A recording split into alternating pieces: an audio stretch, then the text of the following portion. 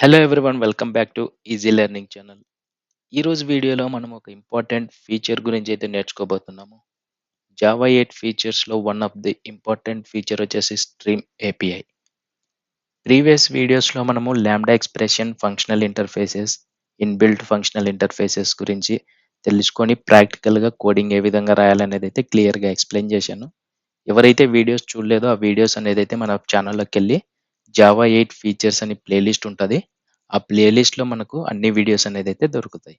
So, మీరు ఆ ప్లేలిస్ట్‌లో ఆ lambda expression, functional interface, inbuilt functional interface ప్రాక్టికల్‌గా కోడింగ్ అనేది అయితే నేర్పించాను.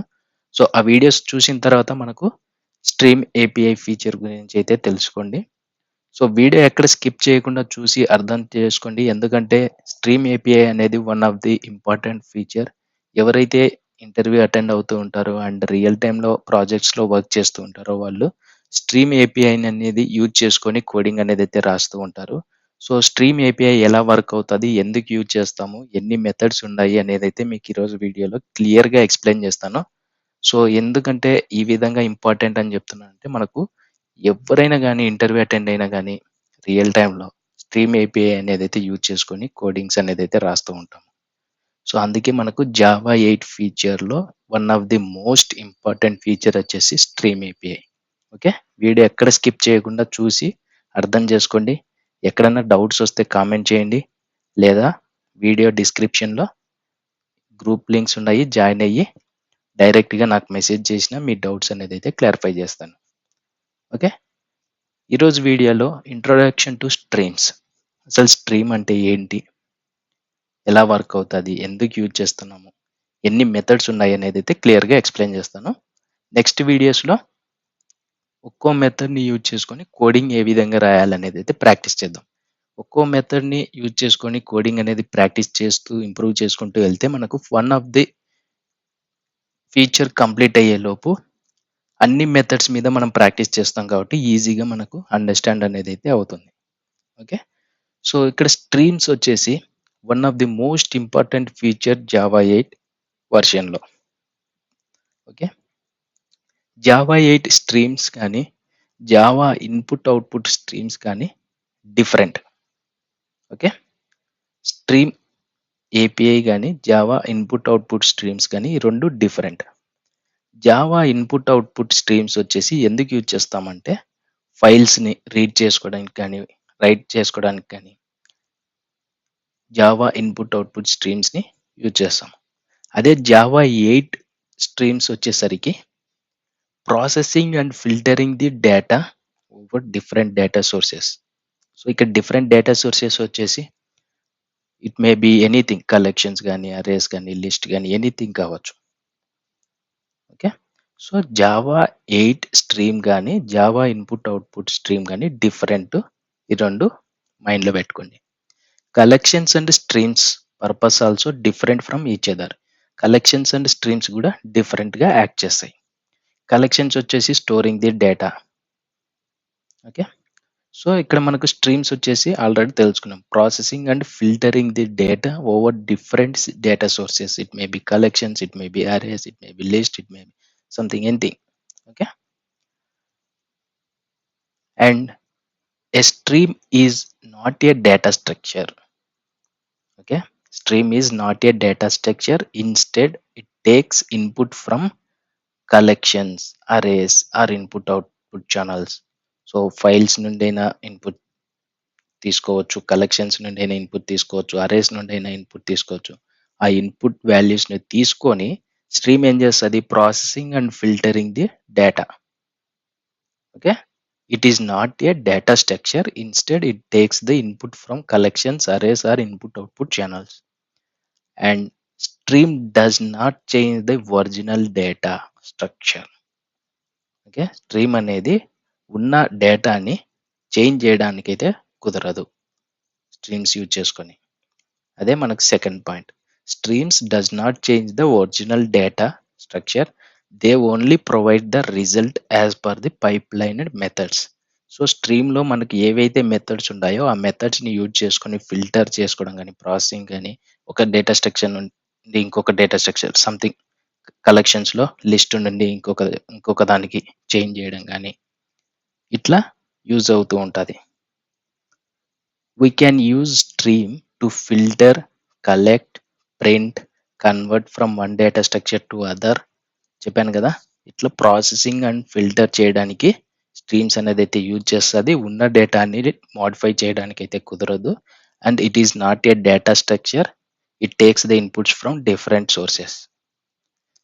Stream does not store elements. ఏదైతే ప్రాసెసింగ్ కానీ ఫిల్టర్ కానీ ఏదైతే చేసిందో స్ట్రీమ్ అనేది అయితే స్టోర్ చేయదు ఎలిమెంట్స్ని. Okay, streams are immutable. Streams are not reusable. Why streams are immutable అంటే తెలుసుకుందాం.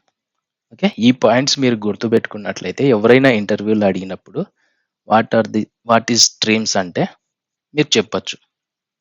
Okay, stream is not a data structure, instead it takes the input from the collection, arrays or input output channels. Stream does not change the original data, they only provide the result as per the pipelined methods. If we use streams to filter, collect, print and convert from one data structure to other data structure, stream does not store any elements.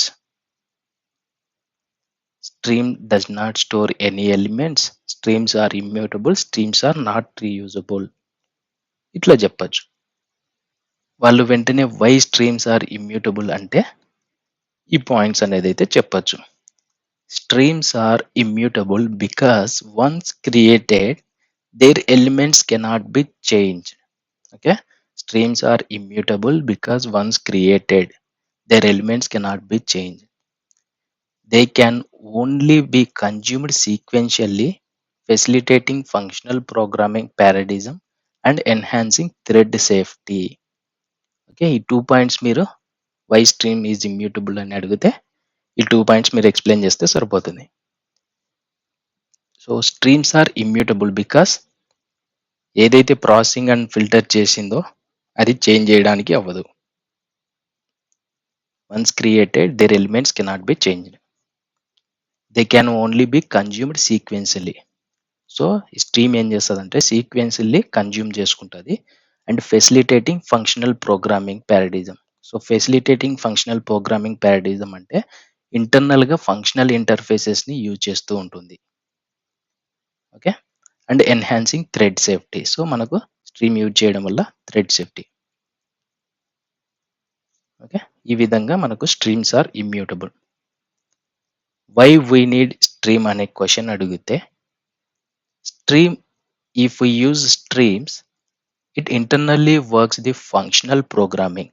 In functional programming we have inbuilt functional interfaces, that is supplier, consumer, predicate, function అని ఈ విధంగా మీరు first point అనేది అయితే చెప్పొచ్చు. And if we use streams to reduce the code also, second point చెప్పొచ్చు. And third point వచ్చేసి bulk operations. If we use streams we can work on bulk operations, or else if we have bulk operations we can use the streams and process or filter the data. Like that you can say the 3 points. Okay, first stream అంటే ఏంటి, తర్వాత why stream are immutable, తర్వాత why we need streams. 3 questions ఇంటర్వ్యూలో అడిగితే మీరు చెప్పొచ్చు. So next కోడింగ్కి వచ్చేస్తే మనకు స్ట్రీమ్లో ఏమేమి మెథడ్స్ ఉన్నాయి అనేది అయితే చెప్తాను.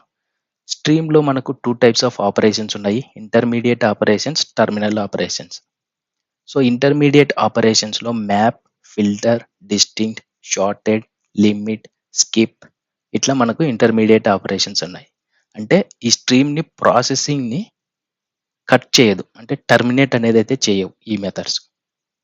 ఓకే, ఫర్ సపోజ్ ఫిల్టర్ ఉందనుకో, ఒక లిస్ట్ ఆఫ్ కలెక్షన్స్ నుండి ఫిల్టర్ చేయడానికి ఫిల్టర్ మెథడ్ యూజ్ చేసినాము, సో అక్కడికి టర్మినేట్ అనేది అయితే స్టాప్ చేయదు.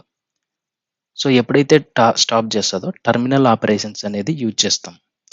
ఫర్ సపోజ్ ఫిల్టర్ చేసిన తర్వాత వాటిని మనం చూపించాలి కాబట్టి అప్పుడు మనము ఫర్ ఈచ్ మెథడ్ని యూజ్ చేస్తే ఆ ఫర్ ఈచ్ మెథడ్ వచ్చేసి టర్మినల్ ఆపరేషన్స్. సో అక్కడికి స్ట్రీమ్ అనేది కంప్లీట్ అయినట్టు. సో ఈ విధంగా మనకు 2 టైప్స్ ఆఫ్ మెథడ్స్ ఉన్నాయి, intermediate operation methods, terminal operation methods. So, అందులో మనకు షార్ట్ సర్క్యూటింగ్ ఆపరేషన్స్ అనేదైతే ఉన్నాయి. ఎనీ మ్యాచ్, ఆల్ మ్యాచ్, నన్ మ్యాచ్. ఇక్కడ చూసుకున్నట్లయితే ఫర్ ఈచ్, టు అరే, రెడ్యూస్, కలెక్ట్ ఇట్లా చాలా మెథడ్స్ అనేదైతే ఉన్నాయి. ఈచ్ మెథడ్ గురించి మనము ఇన్ డీటెయిల్‌గా ప్రోగ్రామింగ్ అనేదైతే నేర్చుకుందాము.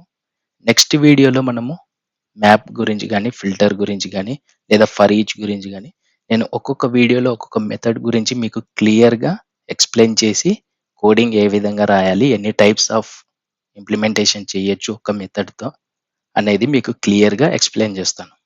సో, ఇది ఎందుకు ఇంత ఇంపార్టెంట్ అని చెప్తున్నానంటే, మనకు ఎక్కడ ఇంటర్వ్యూ అటెండ్ అయినా గానీ, మనకు స్ట్రీమ్ ఏపీఐ గురించి అడుగుతారు. సో, ఈ మెథడ్స్ యూజ్ చేసుకొని మనము లాజిక్స్ అనేదైతే రాయొచ్చు. So, be careful, understand these concepts. Okay.